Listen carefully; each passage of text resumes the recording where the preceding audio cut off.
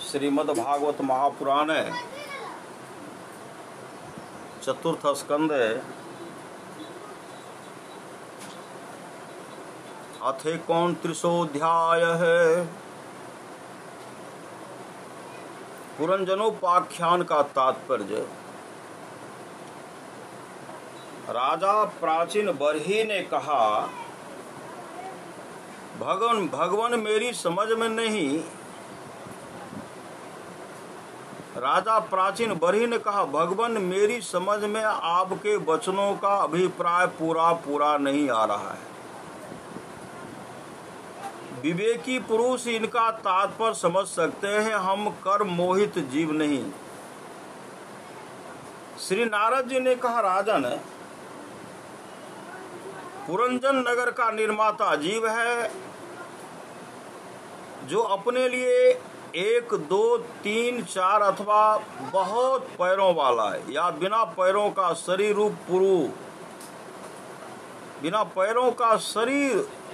रूप पूर्ण तैयार कर लेता है। उस जीव का सखा जो अविज्ञात ज्ञान से कहा गया है, वह ईश्वर है,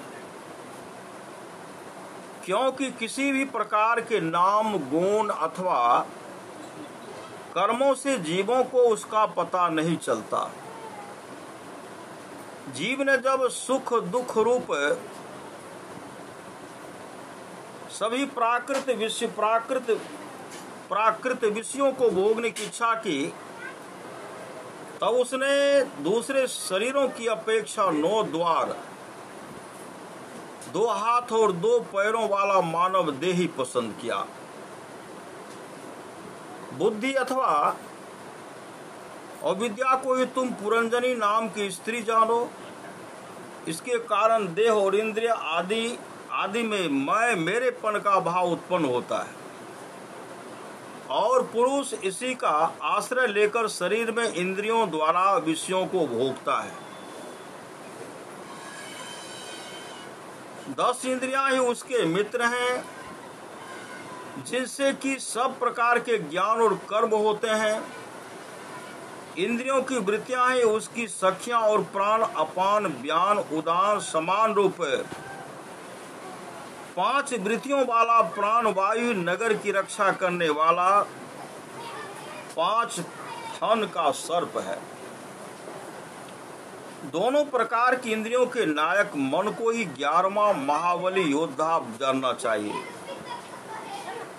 शब्द आदि 5 विषय ही पांचाल देश हैं, जिसके बीच में वह 9 द्वारों वाला नगर बसा हुआ है।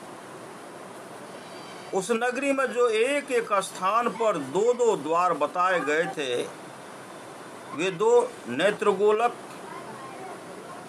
2 नासा छिद्र और 2 कर्ण छिद्र हैं। इनके साथ मुख, लिंग और गुदा, ये 3 और मिलाकर कुल 9 द्वार हैं। इन्हीं में होकर वह जीव इंद्रियों के साथ बाह्य विषयों में जाता है। इसमें 2 नेत्र गोलक, 2 नासा छिद्र और 1 मुख, ये 5 पूर्व के द्वार हैं। दाहिने कान को दक्षिण का और बाएं कान को उत्तर का द्वार समझना चाहिए, और गुदार लिंग, नीचे के 2 छिद्र पश्चिम के द्वार हैं।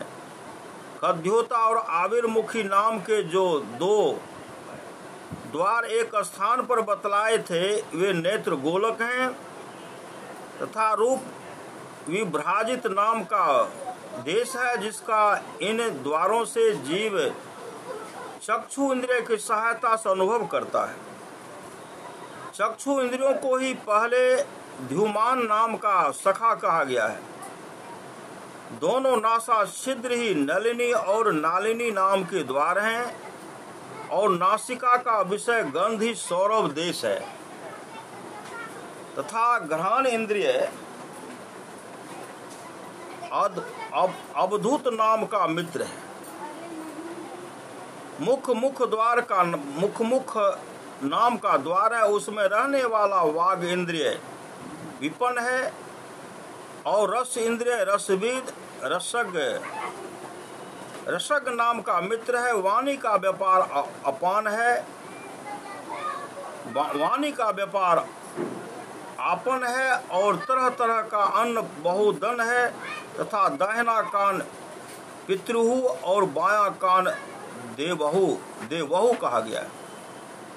कर्म कांड रूप प्रवृत्ति मार्ग का शास्त्र और उपासना कांड रूप निवृत्ति मार्ग का शास्त्र क्रमशः दक्षिण और उत्तर पंचाल देश हैं। इन्हें श्रवण इंद्रिय रूप श्रुत धर की सहायता से सुनकर जीव क्रमशः पितृयान और देवयान मार्गों में जाता है। लिंगी आसुरी नाम का पश्चिमी द्वार है। स्त्री प्रसंग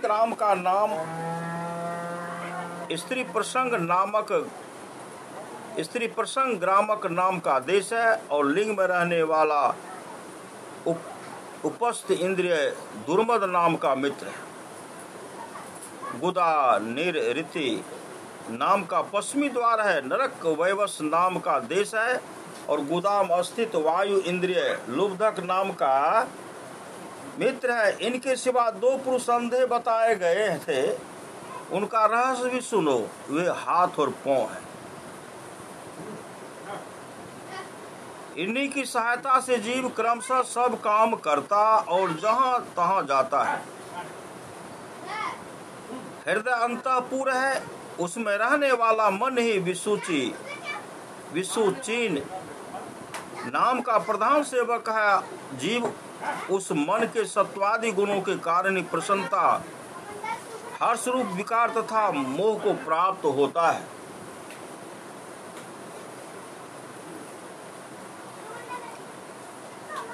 बुद्धि राजमहर्षि पुरंजनी जिस प्रकार स्वप्नावस्था में विकार को प्राप्त होती है और जागृत अवस्था में इंद्रिय आदि को विकृत करती है, उसके गुणों से लिप्त होकर आत्मा जीव भी उसी रूप में उसकी वृत्तियों का अनुकरण करने को बाध्य होता है।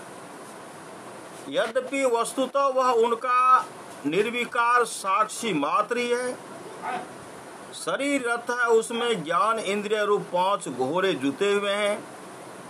देखने में संवत्सर रूप काल के समान ही उसका प्रतिहत वेग है। वास्तव में वह गतिहीन है। पुण्य और पाप ये 2 प्रकार के कर्म ही उसके पहिए हैं। 3 गुण ध्वजा है, 5 प्राण डोरियां हैं।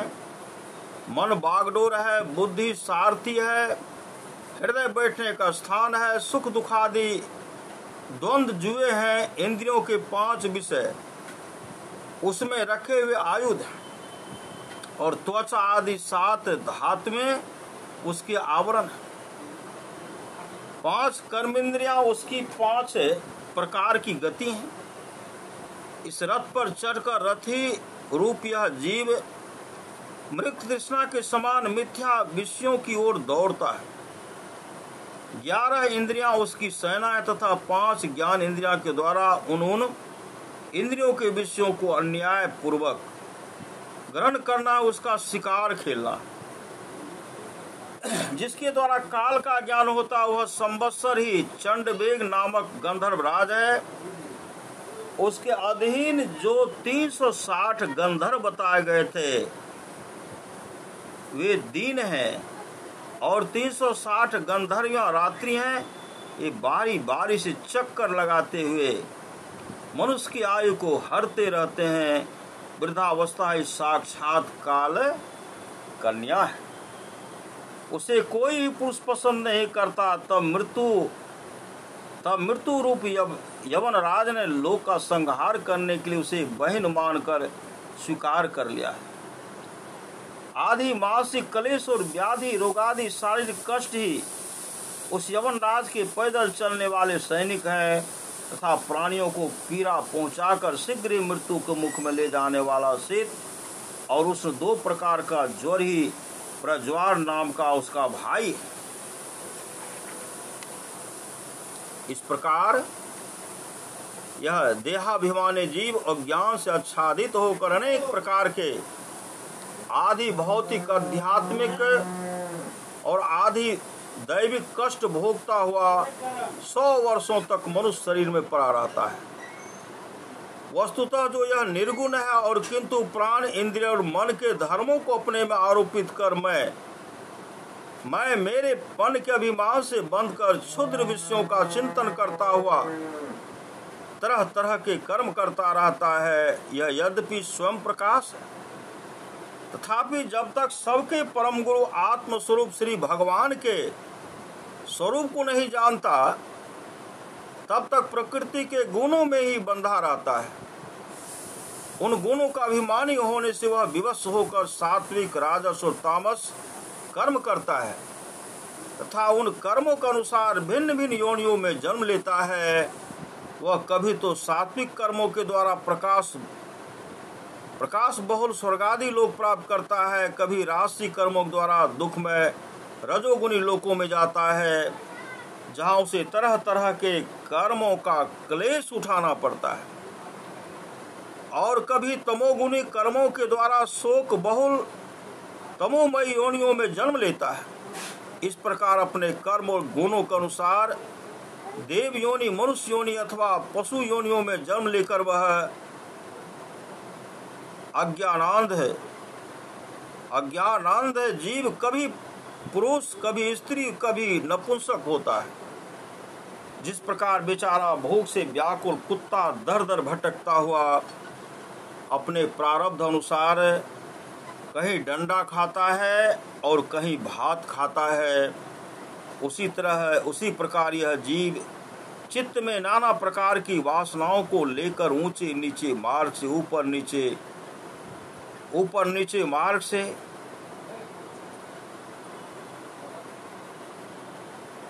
उसी प्रकार यह जीव चित्त में नाना प्रकार की वासनाओं को लेकर ऊंचे नीचे मार्ग से ऊपर नीचे अथवा मध्य के लोकों भटकता हुआ अपने कर्मानुसार सुख दुख भोगता रहता है। आदि दैविक, आदि भौतिक और आध्यात्मिक इन तीन प्रकार के दुखों में से किसी भी एक से जीव का सर्वथा छुटकारा नहीं हो सकता। यदि कभी वैसा जान पड़ता है तो वह केवल तात्कालिक निवृत्ति ही है। वह ऐसी है जैसे कोई सिर पर भारी बोझा ढोकर ले जाने वाला पुरुष उसे कंधे पर रख ले। इसी तरह सभी प्रतिक्रिया दुख निवृत्ति जाननी चाहिए। यदि किसी उपाय से मनुष्य एक प्रकार के दुख से छुट्टी पाता है तो दूसरा दुख आकर उसके सिर पर सवार हो जाता है। शुद्ध हृदय नरेंद्र, जिस प्रकार स्वप्न में होने वाला स्वप्नातर उस स्वप्न से सर्वथा छूटने का उपाय नहीं है, उसी प्रकार कर्म फल भोग से सर्वथा छूटने का उपाय केवल कर्म नहीं हो सकता, क्योंकि कर्म और कर्म फल भोग दोनों ही अविद्या युक्त होते हैं। जिस प्रकार स्वप्न अवस्था में अपने मनो ने लिंग शरीर से विचरने वाले प्राणी को स्वप्न के पदार्थ न होने पर भी भासते हैं, उसी प्रकार ये दृश्य पदार्थ वस्तुतः न होने पर भी जब तक अज्ञान निद्रा नहीं टूटती बने ही रहते हैं और जीव को जन्म मरण रूप संसार से मुक्ति नहीं मिलती। अतः इनकी आत्यंतिक निवृत्ति का उपाय एकमात्र आत्मज्ञान है। राजन, जिस अविद्या के कारण परमार्थ स्वरूप आत्मा को यह जन्म मरण रूप अनर्थ परंपरा प्राप्त हुई है, उसकी निवृत्ति गुरु स्वरूप श्री हरि में सुदृढ़ भक्ति होने पर ही हो सकती है।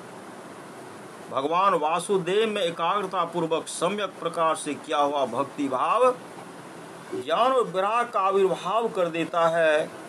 राजर्षि, यह भक्ति भाव भगवान की कथाओं के आश्रित रहता है, इसलिए जो श्रद्धा पूर्वक इन्हें प्रतिदिन सुनता या पढ़ता है उसे बहुत शीघ्र इसकी प्राप्ति हो जाती है। राजन, जहाँ भगवद गुणों को कहने और सुनने में तत्पर विशुद्ध चित्त भक्तजन रहते हैं, उसे साधु समाज में सब और महापुरुषों के मुख से निकले हुए श्री मधुसूदन भगवान के चरित्र रूप शुद्ध अमृत की अनेकों नदियां बहती रहती हैं। जो लोग अतृप्त चित्त से श्रवण में तत्पर अपने कर्ण कुहरों द्वारा उस अमृत का छक कर पान करते हैं, उन्हें भूख, प्यास, भय, शोक और मोह आदि कुछ भी बाधा नहीं पहुंचा सकते।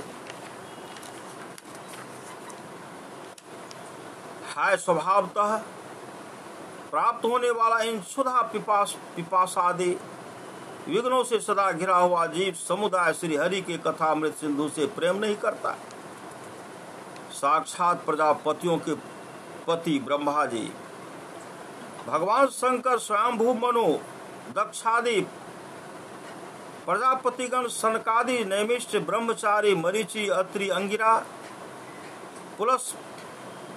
पुलह, क्रतु, भृगु, वशिष्ठ और मैं, ये जितने ब्रह्मवादी मुनिगण हैं, समस्त वांगमय के अधिपति होने पर भी तप, उपासना और समाधि के द्वारा ढूंढ कर हार गए। फिर भी उस सर्व साक्षी परमेश्वर को आज तक न दिख सके। वेद भी अत्यंत विस्तृत है, उसका पार पाना हंसी खेल नहीं है। अनेकों महानुभाव उसकी आलोचना करके मंत्रों में बताए हुए वज्र, हस्तत्वादि गुणों से युक्त इंद्रादि देवताओं के रूप में भिन्न भिन्न कर्मों द्वारा यद्यपि उस परमात्मा का ही यजन करते हैं, तथापि उसके स्वरूप को वे भी नहीं जानते।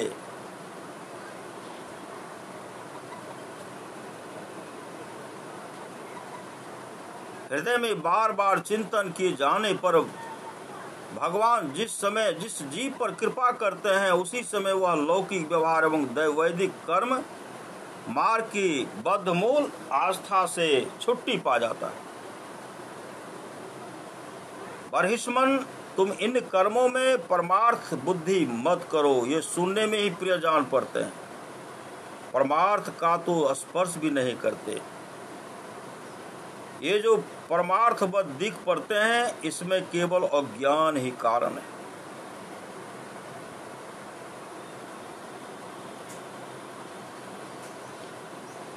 जो मलिनमती कर्मवादी लोग वेद को कर्म परक बताते हैं, वे वास्तव में उसका मर्म नहीं जानते।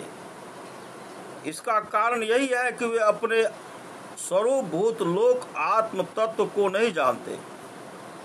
जहाँ साक्षात श्री जनार्दन भगवान विराजमान है, पूर्व की ओर अग्र भाग वाले कुशाओं से संपूर्ण भूमंडल को आच्छादित करके अनेकों पशुओं का वध करने से तुम बड़े कर्माभिमानी और उद्धत हो गए हो, किंतु वास्तव में तुम्हें कर्म या उपासना किसी भी रहस्य का पता नहीं है। वास्तव में कर्म तो वही है जिससे श्री हरि को प्रसन्न किया जा सके, और विद्या भी वही है जिससे भगवान में चित्त लगे।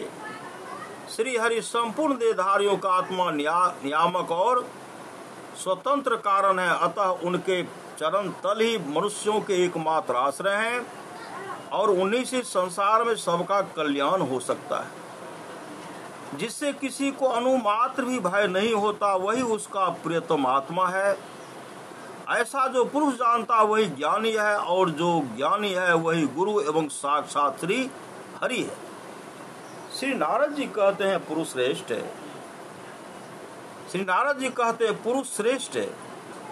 यहाँ तक जो कुछ कहा गया उससे तुम्हारे प्रश्न का उत्तर हो गया। अब मैं एक भली भांति निश्चित किया हुआ गुप्त साधन बताता हूँ, ध्यान देकर सुनो। पुष्प वाटिका में अपनी हरिणी के साथ विहार करता वह एक हरिण मस्त घूम रहा है और दूब आदि छोटे छोटे अंकुरों को चर रहा है। उसके कान भोरों के मधुर गुंजार में लग रहे हैं। उसके सामने ही दूसरे जीवों को मारकर अपना पेट पालने वाले भेड़िए ताक लगाए खड़े हैं, और पीछे से शिकारी व्याध ने बींधने के लिए उस पर बाण छोड़ दिया है, परंतु हरिण इतना बेसुध है कि उसे इसका कुछ भी पता नहीं है। एक बार इस हरिण की दशा पर विचार करो। राजन, इस रूपक का आशय सुनो, यह मृत प्राय हरिण तुम ही हो। तुम अपनी दशा पर विचार करो। पुष्पों की तरह स्त्रियां केवल देखने में सुंदर हैं। इन स्त्रियों के रहने का घर ही पुष्प वाटिका है। इसमें रहकर तुम पुष्पों के मधु और गंध के समान क्षुद्र सकाम कर्मों के फल रूप जीव और जनन इंद्रिय को प्रिय लगने वाले भोजन तथा स्त्री संग आदि तुच्छ भोगों को ढूंढ रहे हो। स्त्रियों से घिरे रहते और अपने मन को तुमने उन्हीं में फंसा रखा है। स्त्री पुत्रों का मधुर भाषण ही भौरों का मधुर गुंजार है। तुम्हारे कान उसी में अत्यंत आसक्त हो रहे हैं। सामने भेड़िए के झुंड के समान काल के अंश दिन और रात तुम्हारी आयु को हर रहे हैं, परंतु तुम उनकी कुछ भी परवाह न कर गृहस्थी के सुखों में मस्त हो रहे हो। तुम्हारे पीछे गुपचुप लगा हुआ शिकारी काल अपने छिपे हुए बाण से तुम्हारे हृदय को दूर से ही बिंद डालना चाहता है। इस प्रकार अपने को मृग की सी स्थिति में देखकर तुम अपने चित्त को हृदय के भीतर निरुद्ध करो और नदी की भांति प्रवाहित होने वाली श्रवण इंद्रिय की बाह्य वृत्ति को चित्त में स्थापित करो, अंतर्मुखी करो। जहाँ कामी पुरुषों की चर्चा होती रहती है, उस गृहस्थाश्रम को छोड़कर परमहंसों के आश्रय श्री हरि को प्रसन्न करो और क्रमशः सभी विषयों से विरत हो जाओ। राजा प्राचीन बरही ने कहा, भगवान आपने कृपा करके मुझे जो उपदेश दिया उसे मैं सुना और उस पर विशेष रूप से विचार भी किया। मुझे कर्म का उपदेश देने वाले इन आचार्यों को निश्चय इसका ज्ञान नहीं है। यदि इस विषय को जानते तो मुझे इसका उपदेश क्यों न करते। विप्रवर, मेरे उपाध्यों ने आत्म तत्व के विषय में मेरे हृदय में जो महान संशय खड़ा कर दिया था उसे आपने पूरी तरह से काट दिया। इस विषय में इंद्रियों की गति न होने कारण मंत्र दृष्टा ऋषियों को भी मोह हो जाता है। वेदवादियों का कथन जगह जगह सुना जाता है कि पुरुष इस लोक में जिसके द्वारा कर्म करता है उस स्थूल शरीर को यहीं छोड़कर परलोक में कर्मों से बने हुए दूसरी देह से उनका फल भोगता है। किंतु यह बात कैसी हो सकती है, क्योंकि उन कर्मों का कर्ता स्थूल शरीर तो यहीं नष्ट हो जाता है। इसके सिवा जो कर्म यहाँ किए जाते हैं वे तो दूसरे क्षण में अदृश्य हो जाते हैं। वे परलोक में फल देने के लिए किस प्रकार पुनः प्रकट हो सकते हैं। श्री नारद जी ने कहा, राजन, स्थूल शरीर तो लिंग शरीर के अधीन है, अतः कर्मों का उत्तरदायित्व उसी पर है। जिन मन प्रधान लिंग शरीर की सहायता से मनुष्य कर्म करता है वह तो मरने के बाद भी उसके साथ रहता ही है, अतः वह परलोक में अप्रोक्ष रूप से स्वयं उसी के द्वारा उनका फल भोगता है। स्वप्नावस्था मनुष्य से जीवित शरीर का अभिमान तो छोड़ देता है, किंतु इसी के कारण अथवा इससे भिन्न प्रकार के पशु पक्षी आदि शरीर से वह मन में संस्कार रूप से अस्थित कर्मों का फल भोगता रहता है। इस मन के द्वारा जीव जिन स्त्री पुत्र आदि को ये मेरे हैं और देहादि को यह मैं हूँ ऐसा कहकर मानता है, उनके किए हुए पाप पुण्यादि रूप कर्मों को यह अपने ऊपर ले लेता है और उनके कारण इसे व्यर्थ ही फिर जन्म लेना पड़ता है। जिस प्रकार ज्ञान इंद्रिय और कर्म इंद्रिय दोनों की चेष्टाओं से उनके प्रेरक चित्त का अनुमान किया जाता है, उसी प्रकार चित्त की भिन्न भिन्न प्रकार की वृत्तियों से पूर्व जन्म के कर्मों का भी अनुमान होता है। अतः कर्म अदृष्ट रूप से फल देने के लिए कालांतर में मौजूद रहते हैं। कभी कभी देखा जाता है कि जिस वस्तु का ऐसे शरीर से कभी अनुभव नहीं किया जाता, जिसे न कभी देखा न सुना ही उसका स्वप्न में वह जैसी होती है वैसा अनुभव हो जाता है। राजन, तुम निश्चय मानो कि लिंग देह के अभिमानी जीव को उसका अनुभव पूर्व जन्म में भी हो चुका है, क्योंकि जो वस्तु पहले अनुभव की हुई नहीं होती उसकी मन में वासना भी नहीं हो सकती। राजन, तुम्हारा कल्याण हो। मन ही मनुष्य के पूर्व रूपों को तथा भावी शरीर आदि को भी बता देता है, और जिनका भावी जन्म होने वाला नहीं होता उन तत्ववेत्ताओं की विदेह मुक्ति का पता भी उनके मन से ही लग जाता है। कभी कभी स्वप्न में देश काल तथा क्रिया संबंधी ऐसी बातें भी देखी जाती हैं जो पहले कभी देखी या सुनी नहीं गई। जैसे पर्वत की चोटी पर समुद्र, दिन में तारे अथवा सिर पर कटा दिखाई देना इत्यादि। इनके दिखने में निद्रा दोष को ही कारण मानना चाहिए। मन के सामने इंद्रियों से अनुभव होने योग्य पदार्थ ही भोग रूप में बार आते हैं और भोग समाप्त होने पर चले जाते हैं। ऐसा कोई पदार्थ नहीं आता जिसका इंद्रियों से अनुभव ही हो। ऐसा कोई पदार्थ नहीं आता जिसका इंद्रियों से अनुभव ही न कर हो सके। इसका कारण यही है कि सब जीव मन सहित है। साधारणतया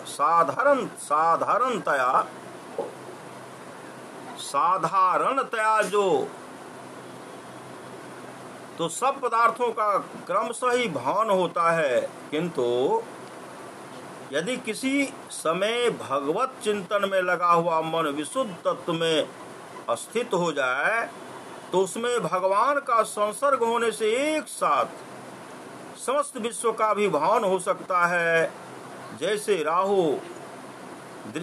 राहु दृष्टि का विषय न होने पर भी प्रकाशात्मक चंद्रमा के संसर्ग से दिखने लगता है। राजन, जब तक गुणों का परिणाम एवं बुद्धि, मन, इंद्रिय और शब्द आदि विषयों का संघात यह अनादि लिंग देह बना हुआ है, तब तक जीव के अंदर स्थूल देह के प्रति मैं मेरा इस भाव का भाव नहीं हो सकता।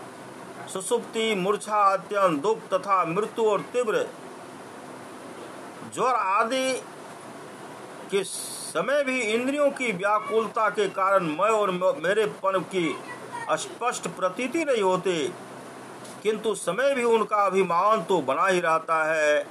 जिस प्रकार अमावस्या की रात्रि में चंद्रमा रहते हुए भी दिखाई नहीं देता, उसी प्रकार युवावस्था में स्पष्ट प्रतीत होने वाली यह एकादश इंद्रिय विशिष्ट लिंग शरीर गर्भावस्था और बाल काल में रहते हुए इंद्रियों का पूर्ण विकास न होने कारण प्रतीत नहीं होता।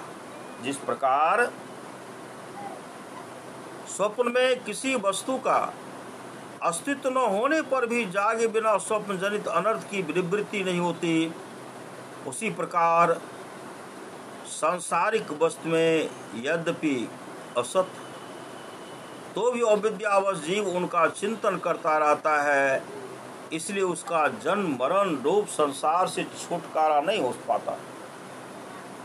इस प्रकार पंच तन मात्राओं से बना हुआ तथा 16 तत्वों के रूप में विकसित यह त्रिगुणमय संघात ये लिंग शरीर है। यही चेतन शक्ति से युक्त होकर जीव कहा जाता है। इसी के द्वारा पुरुष भिन्न भिन्न देहों को ग्रहण करता और त्यागता है तथा इसी से उसे हर शोक, भय, दुख और सुख आदि का अनुभव होता है।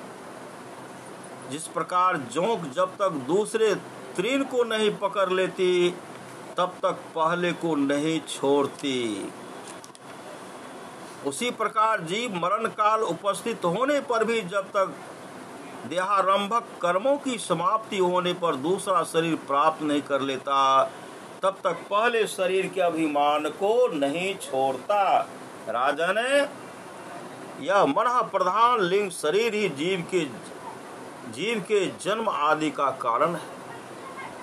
जीव जब इंद्रिय जनित भोगों का चिंतन करते हुए बार बार उन्हीं के लिए कर्म करता है, तब उन कर्मों के होते रहने से और विद्यावश वह देहादि के कर्मों बंध जाता है। अतएव उस कर्म बंधन से छुटकारा पाने के लिए संपूर्ण विश्व को भगवद रूप देखते हुए सब प्रकार श्री हरि का भजन करो।